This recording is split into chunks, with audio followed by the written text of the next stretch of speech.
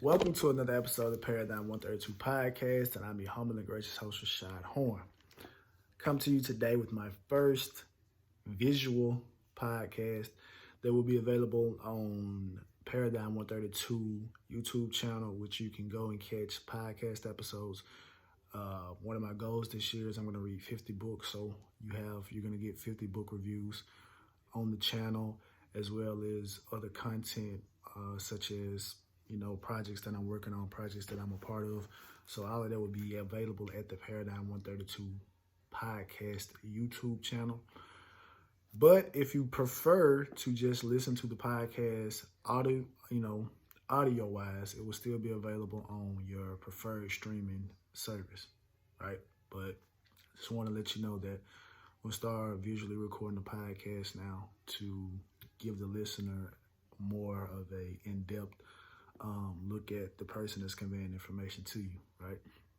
But anyway, on today's episode, I want to talk about Master P versus Jay-Z. And no, not talking about a versus battle. I'm talking about business moves that each man is potentially on the cusp of making. Master P, along with Baron Davis, are in talks with Adidas to acquire the rights to Reebok. Right. I didn't know this, but Adidas acquired Reebok back in 2005 for $3.8 billion. And that was roughly 16 years ago. But as it stands today, they have Reebok valued at, I think it was like 900, well, the book value was like 996 million, but they have a potential price tag of 2.4 billion. So ultimately we can look at over a 16-year period, the value of what they initially purchased Reebok for has gone down substantially since the acquisition.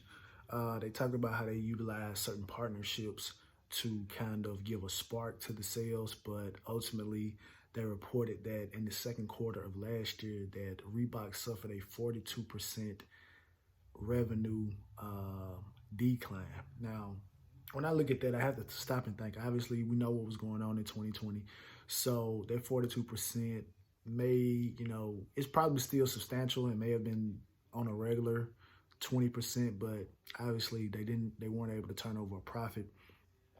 So, but I want to give two short stories about my Reebok experiences. I'm not a sneakerhead by any stretch of the imagination. I remember I was in junior high and Foot Locker was running a 2 for $80 at the time, or maybe a 2 for $60, where you get two pair of Reebok for $80 and $60. So this particular year, I got the high top and I got the low top Reebok Classics. So we were going to a football game and I forgot my cleats back at school. So once we made it to the game, I asked one of the players that wasn't going to play. I asked him, I said, "Hey, do you mind if I borrow your cleats?" And he said, "Sure." I said, "Well, let me borrow your cleats and you just watch my shoes. So after the game is over, I'll give you your cleats back, give you my shoes back. We do it like that." So, sure. So went out, played the game. I want to say we lost because I think if we would have won, I probably would have been more inclined to realize, like, hey, give me my shoes back. So we get on the bus. I asked the guy, I said, "Hey, man," now mind you now, the bench is way across. So after the game, obviously you do the sportsmanship thing, you slap hands, you go get on the bus. That's the end of that. So we go, get on the bus, head count. Everyone's accounting for. I say, "Hey, man, where's my shoes?" He said, "Oh, man, I left your shoes over there on the bench." And I say, "Oh, huh?" It's like, "Yeah, man, I left your shoes on the bench." I said, "Come on, man. You had one job. Just watch my sneaks for me." So I get back to school. My mother has two famous sayings. One of them is, "I know you lying, and you will forget your head if it wasn't connected to your shoulders," right? So I'm getting dressed. I'm already knowing I'm going to get fussed at. I'm already knowing. So I get in the car, barefooted. She said, "Rashad, where are your shoes?" I said, "Mom, went to a game, asked the guy to watch my shoes for me. He left the shoes at the game." She said, "I know you lying." I said, "I'm not lying." She said, "Boy, you'll forget your head if it wasn't connected to your shoulders. I'm not buying you another pair of shoes, so you just have to wear them. You just have to wear that one pair. I can't believe you left them shoes up there. So I had to hit it all the way back to the house, right? So my other story was, I believe I may have been in the first or second grade, and I think this is when Reebok had the answers were out, right? The answers were out. It was the black pair with the gold and like the little white, with the hourglass at the bottom. Not the hourglass, but the whatever they refer to that as at the bottom. Tried the shoes on, fit, loved them. I'm like, man, I'm about to give me a pair of Iversons, man, because at the time, AI was my favorite basketball player. We all wanted to be like AI, wanted to have the 3 jersey, wanted to have braids, all that good stuff like that. So my dad, anybody knows my dad's a very frugal individual. So he's like, I'm not buying them. No, he asked the lady, he said, how much are the shoes? I think she may have said either 118 or 125. He said, boy, if you don't take them shoes off, I'm not about to pay no doggone $118, $120 for no pair of shoes. You better go over there and get you some more of them other shoes. So obviously, I was a little upset and hurt at the time, because I'm like, dang, I'm doing pretty good in school. The least you can do is buy me a pair of, Iversons. I mean, that's my favorite basketball player. But in any regard, that's the extent of that particular story. That's the extent of my Reebok experiences, right? So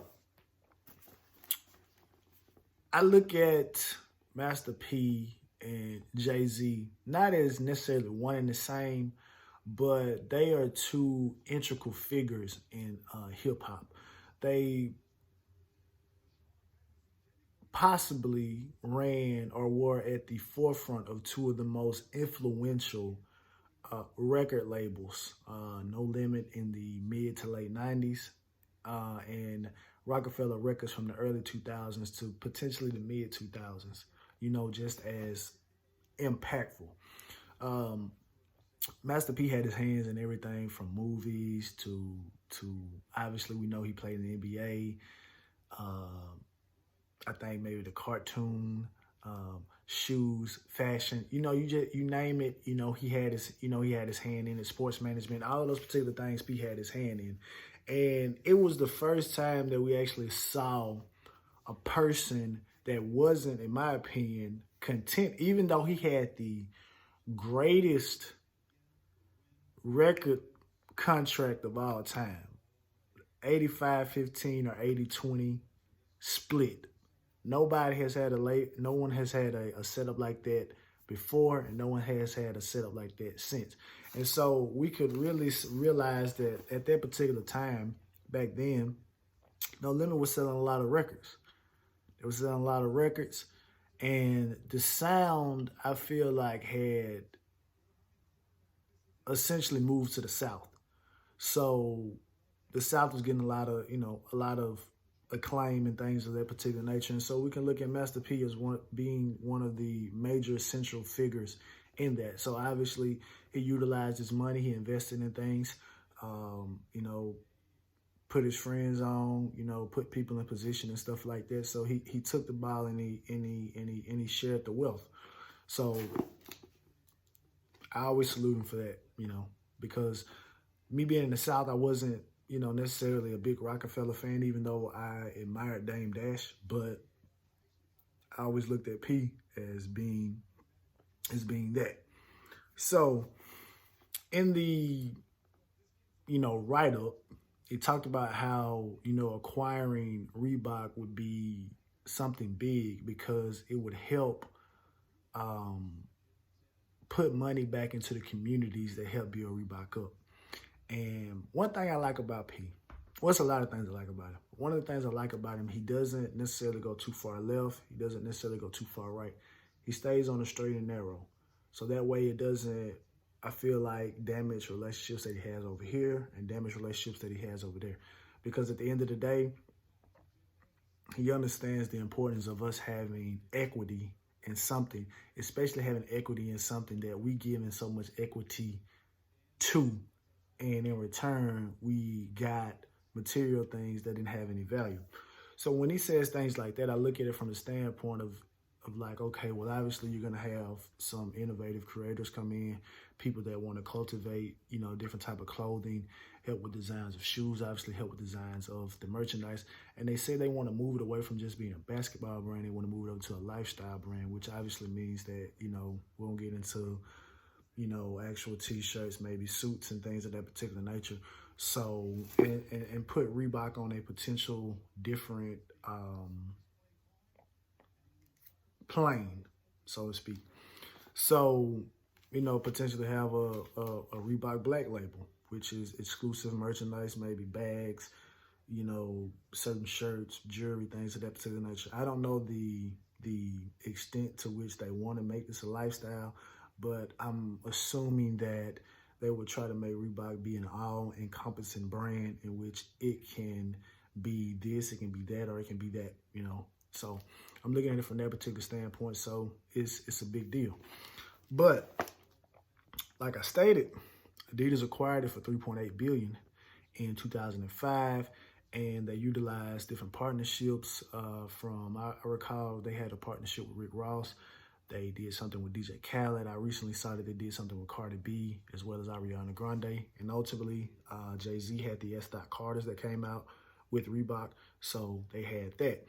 So one of the things that those particular things do is they give like a certain jolt to, like, it spikes the sales, but it's nothing that's long standing, because I believe it was Dame Dash that said it, that sometimes when you have your brand so connected to one particular person or one particular entity, when maybe the buzz or that person potentially falls out of favor, then the brand has to suffer the decline as well. So I feel like this maybe could be a particular thing, because I don't know how invested Adidas was. Now, obviously, if you acquire something for $3.8 billion, obviously you're invested in it because you want to get your money back.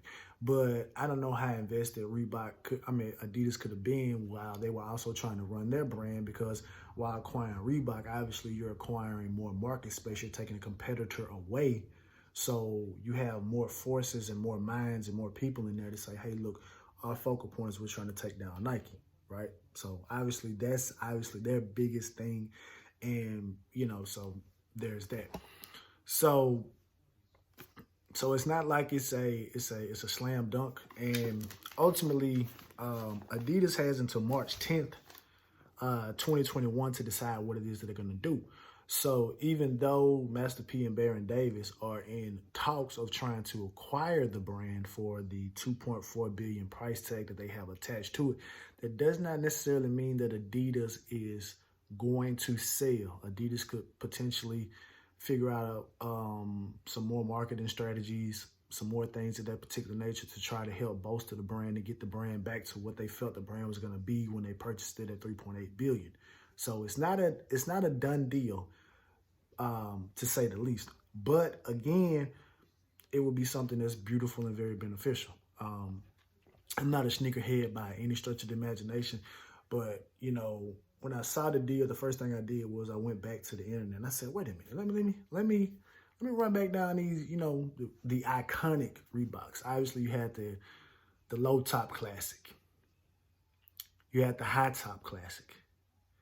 You had the infamous Soldier Reebok, right? Everybody I knew had a pair of Soldier Reeboks. And obviously, Allen Iverson is probably one of the most polarizing figures in all of NBA history. And you had the answers. Then you double back up with the questions. And then we cannot forget the Iverson 4, nicknamed the Step Over, for what he did, against the Lakers when he stepped over to Ron Lue after doing a step back three-pointer in the corner, right? So the nostalgia is there. The nostalgia is there. And one thing about certain people of a certain age, they love nostalgia. And a lot of things that I've heard people say is that style never goes out of style, right? It may just go out of season, which means that we may not be wearing this, this particular season, but it's gonna come back around full circle. We can look at that from hairstyles to clothing and all that particular stuff like that. And so that's just what it is. So, you got the nostalgia factor there. And obviously, you know, depending on the type of creators that you have that are going to be curating the brand and marketing and everything like that, you know, it could be something substantial, you know, obviously, or it couldn't be. So it just depends on, you know, what the situation is. And again, like I said, Adidas is not necessarily have a gun to the head to say, look, we're going to sell it. But obviously, if something is gone from a price tag of, I bought it for 3.8 billion, I'm selling it for 2.4 billion, and the book value of it is like 996 million, you know, you might have to offload it, right? So now getting over to Jay-Z. Jay-Z, it's been reported, has been in talks with Jack Dorsey. For those who don't know, Jack Dorsey, CEO, founder of Twitter, Square payment system, things of that particular nature. He's been in talks of acquiring Tidal. Now, one person, the question is, why would Square, Jack Dorsey, why would they want to purchase or acquire Tidal? And the answer is simple. It's a major tech war, you know, going on outside, and it's all around streaming. So if Square was able to acquire Tidal, then that would give them a bigger customer base as well. That would give them a foot in the door of streaming music. Obviously, streaming is getting to, it's music now, but you got the potential for movies, you got the potential for concerts, you got all these potential different things. I recently saw that Griselda did a concert on Tidal, you know. So obviously you got a concert and things of that particular nature. I see people now that, you know, if you have a customer base and things of that particular nature, you can, you know, obviously charge people to come watch an online concert, and people are actually doing that now, right? You would never know. So obviously that would give Square the ability to have another customer base, because obviously if we acquire Tidal, we have artists doing exclusive Tidal concerts. If people don't want to go to the concert, then obviously you utilize Square to get the payment and stuff like that. So you don't have to worry about what they refer to as janky promoters, you know. So you have that, right? So that gives them ability to you know, acquire venues. So with COVID-19, the way that it is and everything like that, you know, you have to look at things a little bit differently. And so I feel like this is Square's way of throwing their head in the ring. I wouldn't be surprised if Facebook at a later date decides to whether they come up with their own thing, or maybe some will have Facebook Music. What I really think is going to happen is that these major tech companies, what they're going to do is they're going to replace the record labels. And instead of being signed to Universal or Warner Brothers, you're going to be signed to, which people have deals with Apple, but you're going to be signed to Spotify. You're going to be signed to Square and things of that particular, signed to Facebook, signed to Google. You know, you're going to have those particular different things. I don't know if the what am I looking for? I don't necessarily know if the rights and everything, your percentages, your splits, as Joe Budden, puts it on this podcast. I don't know how the splits are going to be, but I look at it, that's what it's going to be, because I don't necessarily think that the record labels have the same cachet and pull as they necessarily do now. Because obviously I've heard people have deals with TikTok, right? So obviously there's always going to be a need for a creator, and there's always going to be a platform where the creator can monetize. But it has to get to the point to where the creators are the ones that are creating things in which they can monetize off of, right? So you have to have that. So we have to move in that particular space. But at the end of the day, like I said, getting back to Master P and Jay-Z, they had, you know, their partnerships and things like that, and they were able to parlay the money that they made into other ventures to start off on their own particular thing like that. So signing, depending on what your goal and your outlook is, it may not be as bad as some may, you know, make it seem. Now, similar to Reebok, Tidal doesn't come without, you know, a little baggage. It was reported that in 2017, Tidal had to settle an $84 million class action lawsuit for apparently not paying artists, even though Tidal has the reputation, or has the sales pitch that they pay more royalties than their competitors. So you have that, and then also you have the aspect that they've gone through 4 CEOs, which means that the board felt they're like, hey, you gotta get out of here. So it does come with that, right? But and also we, again, like I say, I'm looking at Tidal because obviously when you look at Tidal in the field that they were in, it was interesting because the way it came out is that, okay, what they came out with was that they were going to have artists exclusively release on Tidal to kind of get you to go over there and, you know, potentially support, you know, particular artists, right? And so I'm sure that worked for some people, but it didn't work for all. It didn't necessarily work for me because a lot of the artists that I listened to, they weren't signing it, you know, they weren't exclusively releasing on Tidal. So I would still rock with, you know, iTunes and things of that particular nature. So when you take that in consideration, that's what they came out with. They had the deal with the Sprint customers that if you got Tidal, you were going to get what was it? Beyonce's Lemonade, you know, coming straight to your phone. You can stream it and stuff like that. So I'm sure they got some people in, but ultimately you're going to have individuals that are going to find the ability to work around that and, you know, get it any type of way or whatever like that, right? And also, you know, with that, Sprint purchased a 33% stake in Tidal for $200 million. So, you know, it seems that they've been trying to minimize their exposure to Tidal, you know, so I'm sure, but Jack Dorsey, being the creator, innovator that he is, if he does, you know, pull the trigger on Tidal, no pun intended, then I'm sure he has an outlook of what it is that he wants to do, right? So,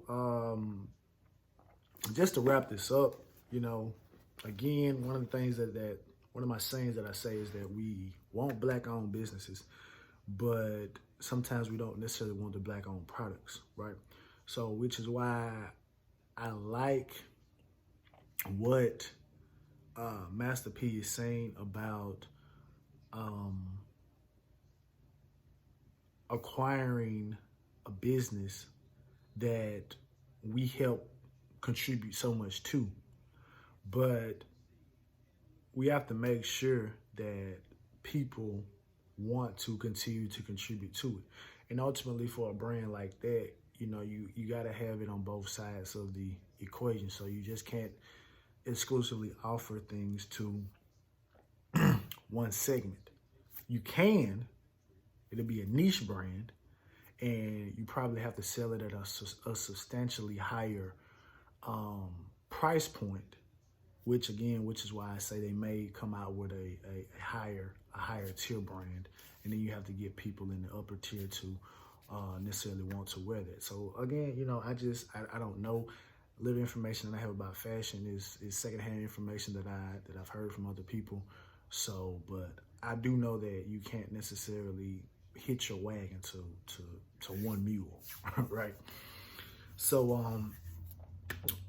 and then, like I say, Jay-Z's giving away a potentially Black-owned business. Not giving away, but selling it, you know, and I'm sure that he will venture out into something else. And then again, we don't know if it's going to be a sale of all the remainder of the stake. It could just be for a percentage or something like that. It could end up being a partnership, something that kind of helps Tidal move forward, and it still stays under his umbrella. So we really don't know the ins and outs of that. And like I said, Adidas has until March 10th, 2021 to decide on what it is that they want to potentially do with the Reebok brand. So hopefully in the next couple of weeks, you know, potentially there will be some type of update on what it is. I'll be following it. I'll probably, if, you know, depending on the outcome of it, I probably will do a recap of it to, you know, if they have the numbers available, crunch it, and, you know, all that good stuff like that. So that's another episode of Paradigm 132 Podcast. Like I said, the visual will be available on the Paradigm 132 Podcast YouTube channel. So hit the like button. You can subscribe.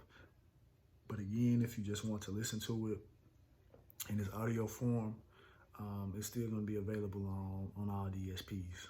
So, again, it's another episode of Paradigm 132 Podcast. We'll be back to you again next week. Peace.